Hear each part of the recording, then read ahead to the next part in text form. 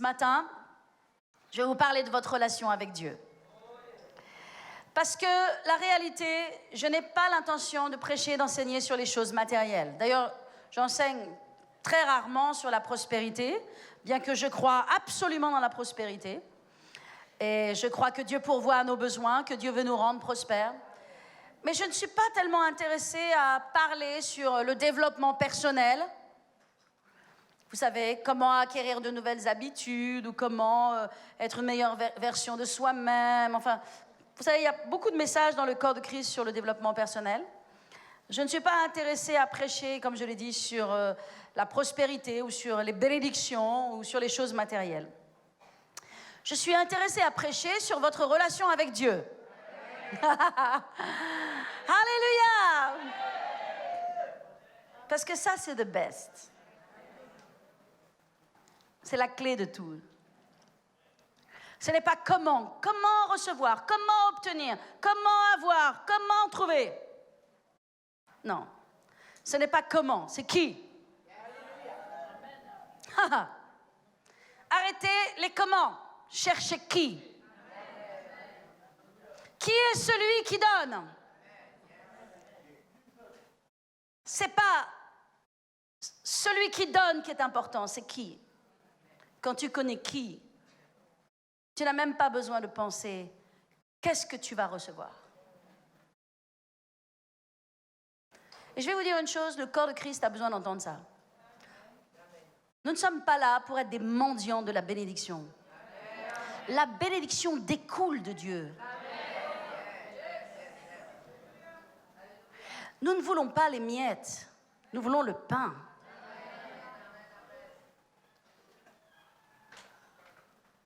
Il y a des gens qui suivent, qui poursuivent Dieu, qui cherchent Dieu pour des miettes. Comment est-ce que je vais sortir de ce problème? Comment est-ce que je vais trouver un mari?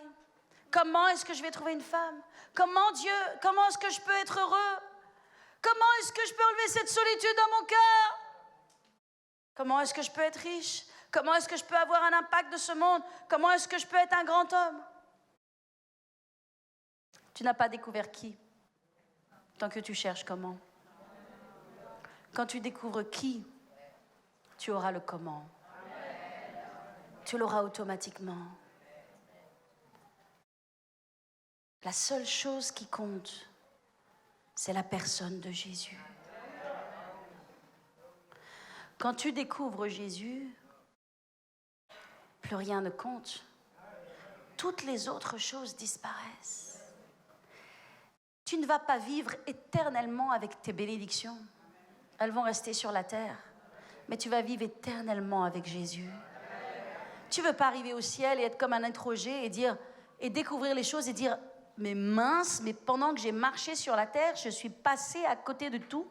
J'ai donc rien compris pendant 50 ans, 80 ans, 90 ans de vie. J'ai donc rien compris. » Non, tu ne veux pas ça. Tu as besoin de connaître qui. Et le fait que j'enseigne sur le feu de Dieu, la présence de Dieu, et aujourd'hui la personne de Dieu, pour moi, en qualité de pasteur, connaissant les problèmes par lesquels les gens passent, connaissant les circonstances par lesquelles ils passent, ayant moi-même une charge dans mon cœur, parfois une douleur dans mon cœur, par rapport aux circonstances des gens, je ne suis pas insensible, bien au contraire. Néanmoins, je pense qu'en prêchant cela, c'est ce qui va changer votre vie et vos circonstances. C'est ce qui va changer votre vie. Il n'y a rien que Dieu ne puisse pas faire. Il n'y a rien que Dieu ne puisse pas faire. Il n'y a rien que Dieu ne puisse pas faire. Il n'y a rien que Dieu ne puisse pas faire. Il n'y a rien que Dieu ne puisse pas faire. Quand tu trouves Dieu, tu auras tout le reste. Mais tout le reste n'aura pas beaucoup d'importance parce que tu auras choisi la bonne part.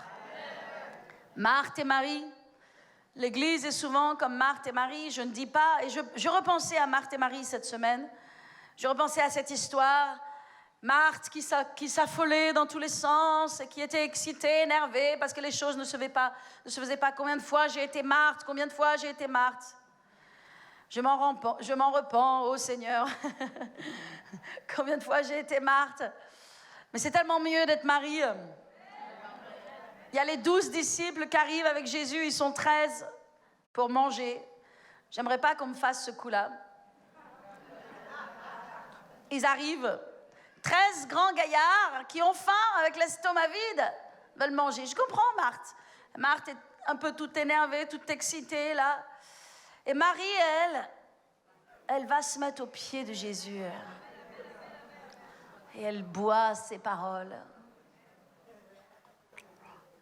Marthe arrive toute énervée et lui dit « Mais Seigneur, ne t'inquiète pas, que ma sœur est là, elle ne m'aide pas, et moi je suis toute seule. » Et Jésus lui dit « Marthe, Marie a choisi la bonne part. » Et je méditais sur cela et je me disais « Mais peut-être les gens pensent qu'ils n'ont pas mangé alors. »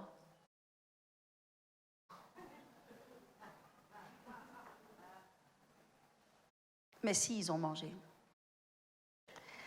Bien sûr qu'ils ont mangé. Bien sûr qu'il fallait faire le repas. Bien sûr qu'il fallait quand même nourrir ces 13 gaillards. Mais quand on met d'abord la présence de Dieu en soi, on court plus vite, on court plus loin. Les choses se font mieux et plus facilement quand les choses sont en ordre dans votre vie. Certains d'entre vous, vous passez par des circonstances. Peut-être vous êtes triste ce matin. Peut-être cette semaine, c'était difficile. Peut-être vous trimballez une tristesse, une dépression ou quelque chose. Mais vous mettez les choses en place. Vous mettez les choses en ordre. Vous savez, quand je sors de mon moment de prière avec Dieu, je n'en sors pas déprimé. Il y a des gens, ils ne savent pas prier. Ils vont dans la présence de Dieu pour se flageller. Mais ce n'est pas ça la prière. Ce n'est pas ça la communion avec Dieu. Il y a des gens qui vont dans la présence de Dieu pour dire à Dieu, pour se repentir de tous leurs péchés et de tout ce qu'ils ne font pas. Et quand ils sortent de leur moment de prière, ils sont plus déprimés en ressortant qu'en entrant. Économisez-vous ce genre de temps de prière. Quand je sors de mon temps de prière, I'm on fire. Alléluia. Quand je sors de mon temps de prière, je suis dans la joie. J'ai de la force, j'ai de l'énergie. J'ai envie de manger le monde. J'ai envie d'atteindre de nouveaux sommets et de faire de nouvelles choses. J'ai l'énergie à l'intérieur de moi. Je crois que tout est possible. Parce que c'est comme ça que tu dois sortir de ton temps de prière. Tu comprends? La prière avec Dieu, c'est pas se flageller. Oh Seigneur, pardonne-moi. C'est la seule fois dans la semaine que je suis venue. J'ai pas eu le temps tous les autres jours. Et j'étais tellement fatiguée. Et j'ai encore commis ce péché. Et j'ai oublié de faire ça. Il le sait déjà. Il le sait. Il le sait que tu es humain, terriblement humain. Mais il t'a aimé quand même. Et il t'aime quand même. Dieu t'aime malgré tes péchés. Dieu t'aime malgré tes fautes. La Bible dit que quand nous étions encore pécheurs, perdus, étrangers, loin de Dieu, ennemis de Dieu, il est venu, il est mort pour nous. Donc j'aimerais te dire ce matin que Dieu est ton ami. Dieu est ton ami. Il veut être ton ami. Jésus a dit en Jean 15:15, je ne vous appelle plus mes serviteurs, parce qu'un serviteur ne sait pas ce que fait son maître. Je ne vous appelle plus mes serviteurs. Vous avez marché avec moi, mais maintenant, ça fait déjà un certain temps que vous marchez avec moi. Je vous ai partagé mon cœur, je vous ai montré des choses. Vous n'êtes plus dans la catégorie des gens qui sont des serviteurs, juste des gens qui suivent, juste des gens qui font. Il dit, maintenant, je vous ai appelé amis. Parce qu'un ami à un ami, on révèle les choses de son cœur. Écoutez-moi, peuple de Dieu, Dieu veut vous faire monter dans cette dimension d'ami. Il est écrit à propos d'Abraham que Abraham crut en Dieu. Et que cela lui fut imputé à justice et qu'il fut appelé ami de Dieu. Je ne sais pas quelle relation tu as avec Jésus. Je ne sais pas quelle relation tu as avec Dieu. Mais je veux que tu saches que Dieu veut être ton ami. Dieu, le créateur du ciel et de la terre, veut être ton ami. Est-ce que Dieu est ton ami? Est-ce que Dieu peut être ton ami? Est-ce que tu peux être avec lui comme tu es avec tes amis? Ou est-ce que lorsque tu vas dans ta chambre de prière, il faut que tu allumes une bougie quelque part, que tu fasses un cérémonial de l'autre part, que tu marches d'une certaine façon, que tu te mettes à genoux et que tu dis « Seigneur, me voici. Regarde-moi, je prie. » Est-ce que tu fais comme ça avec tes amis? Dieu veut être ton ami. Alléluia. Et il l'a dit dans sa parole. Il l'a dit, je ne vous appelle plus mes serviteurs, je vous appelle mes amis. Mais qu'est-ce que vous faites avec un ami? Qu'est-ce que vous faites? Qu'est-ce que vous faites avec vos amis? Qu'est-ce que vous faites le samedi soir? Hein? Pendant que moi, je suis en train de prier. Pendant que moi, je suis en train de travailler. Pendant que moi, je suis en train de méditer. Pendant que moi, je suis enfermée avec Dieu. Qu'est-ce que vous faites le samedi soir? Vous savez pourquoi je sais que vous faites des trucs le samedi soir? Parce que j'ai fait mon live la dernière fois le samedi soir. OK? Et j'ai fait mon live de prière le lundi, le mardi, le mercredi, le jeudi, pas le vendredi, et le samedi soir. Tous les soirs, tout le monde était là au rendez-vous. Super méga connexion de tout le monde. Samedi soir, tchouboum. Samedi soir, c'est... Samedi soir, c'était pas live de prière. Samedi soir, c'était les amis. Vrai ou faux? Ah, je l'ai vu là derrière mon écran. Je me suis dit, ils sont en train de passer du bon temps avec leurs amis. Ouais, mais qu'est-ce que vous faites quand vous êtes avec vos amis? Quand vous avez des amis, qu'est-ce que vous faites? Vous aimez passer du temps avec eux, n'est-ce pas? Ben oui. Parce que la réalité, c'est quand on a un ami, on aime passer du temps avec. Quand on est un serviteur, c'est pas pareil. On fait le travail, on fait le job. Dieu ne t'appelle pas à être un serviteur, il t'appelle à être un ami. Les amis aiment traîner avec les amis. On traîne ensemble. On aime faire des trucs ensemble. Oh, tu vas faire le shopping? Ok, je viens avec toi. Oh, tu vas au restaurant? Ok, je vais avec toi. On traîne ensemble parce qu'on est amis. Et Dieu veut traîner avec toi. Et Dieu veut que tu traînes avec lui. Est-ce que tu comprends ça? Alléluia. Dieu veut être ton ami. Est-ce que tu peux être l'ami de Dieu? Est-ce que tu peux avoir une relation personnelle avec Dieu? C'est ce qui va bouleverser ta vie. Ça va changer ta vie. Quand tu as une relation personnelle avec Dieu, tu entends Dieu.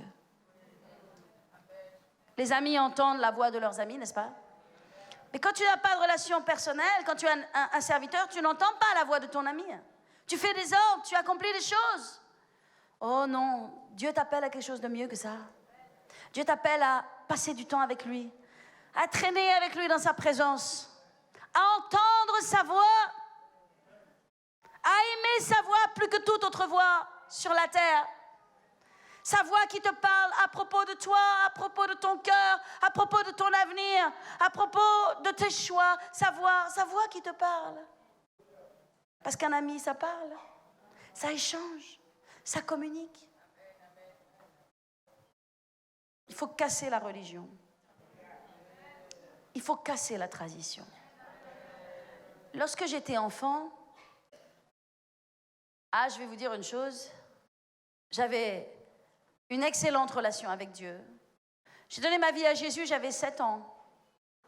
Et tous les jours, je parlais à Dieu, tous les jours, je priais avec Dieu. Jusqu'au jour où Dieu m'a montré son ciel.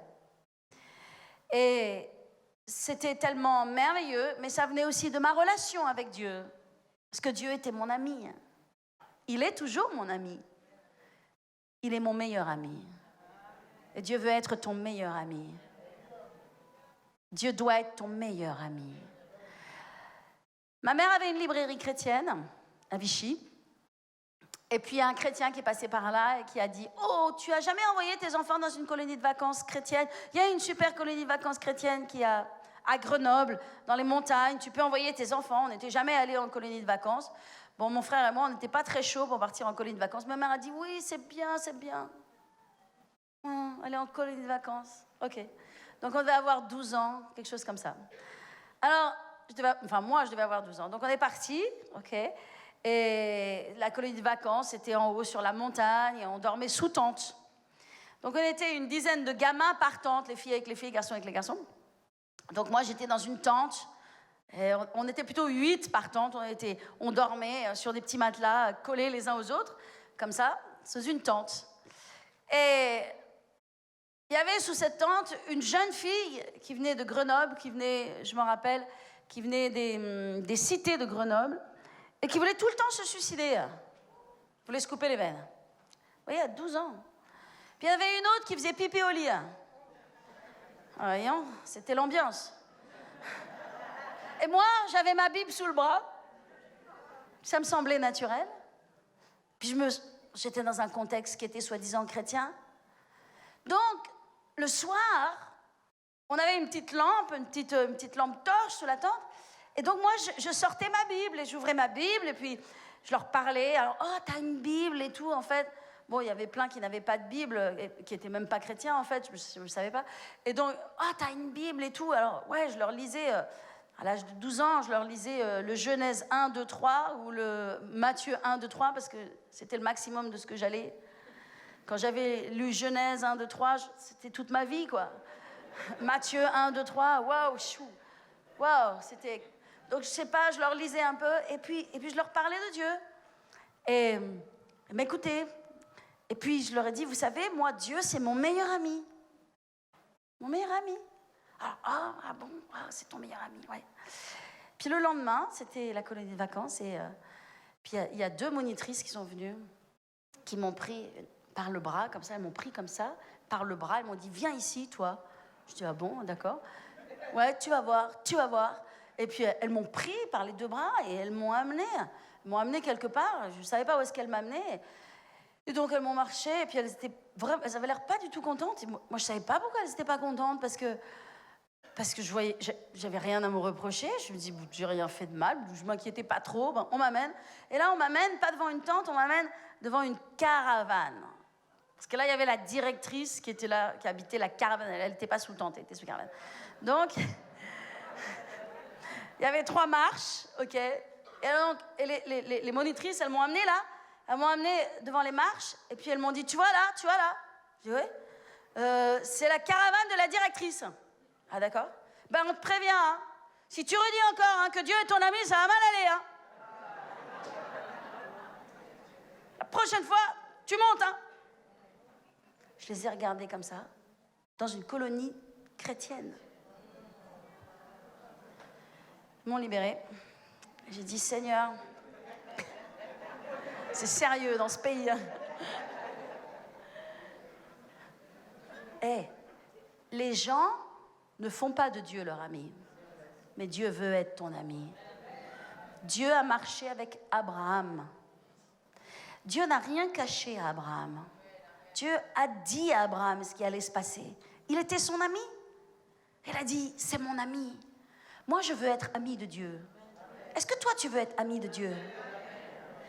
Tu peux faire de Dieu ton ami si tu réalises que Dieu n'est pas un moyen pour obtenir quelque chose. Dieu n'est pas une méthode, A, B, C, D. A, je prie, B, je confesse, C, je jeûne. Il n'y a aucune relation avec Dieu. C'est creux et c'est vide. Il n'y a pas de puissance. La puissance n'est pas dans la méthode. Dieu n'est pas un instrument pour obtenir quelque chose. Dieu n'est pas une méthode pour obtenir quelque chose. Dieu est une personne.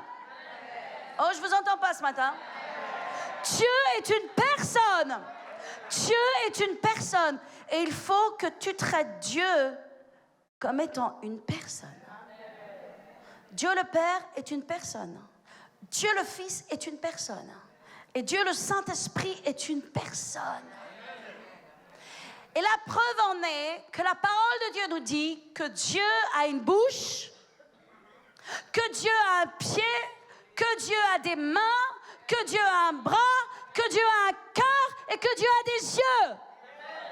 Et moi, quand il y a des yeux, un cœur, une bouche, des mains et des pieds, Ça me dit que c'est une personne. Dieu n'est pas un fantôme. Dieu n'est pas une entité. Dieu est une personne. Il dit, j'ai marché avec Abraham. J'ai marché avec Moïse. Dieu a marché. Oui, je ne marche pas bien ce matin.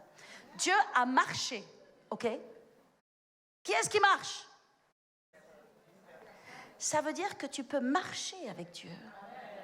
Tu comprends? Il faut arrêter de limiter Dieu à être un Père Noël, un distributeur de billets, un distributeur de promesses. Si Dieu n'est que le moyen par lequel tu vas obtenir ce dont tu rêves, Dieu est donc rien dans ta vie. Il pleure parce que tu passes à côté. Tu comprends? Dieu veut être ton ami. Et c'est le message tout simple que je vous prêche ce matin. Dieu veut être ton ami. Jésus allait dans la maison des gens parce qu'il était ami des gens. Oh, les religieux étaient en colère. Ils disaient, ah, il est l'ami des publicains, il est l'ami des pécheurs, il est l'ami des prostituées. Mais il était l'ami des prostituées. Il aimait les ivrognes, il aimait les gens, il aimait les perdus, il aimait les gens, tous les gens, tous les gens. Jésus est venu pour être l'ami des gens. Et nous, Église, nous devons être l'ami des gens. Nous n'avons pas le droit d'être ennemis de qui que ce soit. Dieu t'a pas appelé à être ennemi de qui que ce soit. Dieu t'a appelé à être ami de Dieu, ami des gens. Aimer Dieu, aimer les gens. Tu n'as pas le droit d'avoir de division chez toi. Tu n'as pas le droit d'avoir de division dans ta famille. Tu n'as pas le droit d'avoir de division dans l'église. Ce n'est pas autorisé, c'est interdit. Les disputes sont interdites dans ce lieu.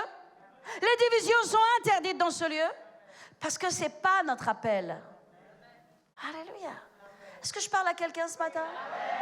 J'ai bien conscience que ce que je dis n'est pas une grande révélation, n'est pas un grand message, mais c'est quand même le message que Dieu a mis dans mon cœur. Fais de Dieu ton ami. Celui avec lequel tu aimes traîner. Celui avec lequel tu aimes parler. Tu comprends? Celui qui est ton ami, ton trésor. Alléluia. Fais de l'Éternel tes délices et il te donnera ce que ton cœur désire. Alléluia. Fais de l'Éternel tes délices, mais fais de Dieu ton distributeur de boissons, de je ne sais quoi, de bonbons. Fais de Dieu ton distributeur. Ça ne marche pas comme ça. Dieu est un Dieu de relation. Dieu est un Dieu de relation. Il faut que tu aies une relation avec Dieu. Fais de Dieu ton meilleur ami. Ce sera la force de ta vie. Tu ne dépendras jamais des gens, jamais des circonstances, jamais de l'argent. Tu ne dépendras pas de ce qui est dans ton compte en banque. Tu dépendras de personne quand Dieu est ton meilleur ami. Alléluia. C'est pas excitant ça? Vous voulez pas avoir Dieu comme meilleur ami? Alléluia. Gloire à Dieu. Notre Dieu est un bon Dieu, n'est-ce pas? Jésus avait des amis. Il avait Lazare, Marie et Marthe. Il allait souvent se ressourcer chez ses amis parce qu'il faisait face au monde religieux. Et vous savez, le monde religieux ne l'aimait pas. Le monde religieux n'aime pas ce message. Le monde religieux n'est pas ami de Dieu. Pratiquer une religion, c'est pratiquer des rites et des rituels. Vous comprenez? L'église ne doit pas être un rite, un rituel. Tu ne peux pas venir ici par habitude, par bonne conscience. Il y a mieux pour toi. Tu comprends? C'est comme ce fils prodigue. Il est parti, il est revenu. Et le fils aîné, il était en colère. Il n'était pas content. Pourquoi? Parce qu'il s'est dit, lui, il va faire sa vie, il fait tout ce qu'il veut. Puis moi, je reste là, je fais mon devoir, je fais mon job. Et puis moi, personne ne me célèbre. Donc lui, il faisait son job et pas son cœur dedans. Je vous interdis de servir comme ça. Je vous interdis de servir la maison de Dieu de cette façon-là. Je vous interdis de servir Dieu de cette façon-là. Si vous devez le servir, vous devez le servir avec votre passion. Vous devez le servir avec votre cœur. Vous devez le servir avec votre amour. Vous devez servir avec tout ce que vous avez à l'intérieur de vous. Sinon, vous n'êtes pas propre au ministère. Vous ne pouvez pas toucher au ministère. Le ministère n'est pas un job, n'est pas un devoir.